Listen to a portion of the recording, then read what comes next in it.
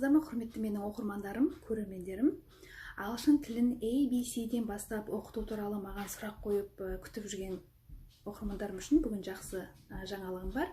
Сіздерге арнап 8 сабақ жаздым. Ағылшын тілін әліпбиден бастап оқытамын. Ағылшын тілінің оқылу ережелері біраз қиын. Мен осы 8 сабақтың ішінде сіздерге соның бәрін егжей тегжейлі тәптіштеп түсіндіріп беремін.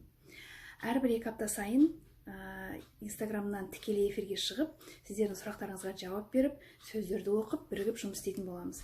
Сонымен, егер де бұл хабарландыру сізді қызықтырса, экранда берілген нөмірге WhatsApp арқылы хабарласыңыз. Ол нөмірде менің көмекшім бар.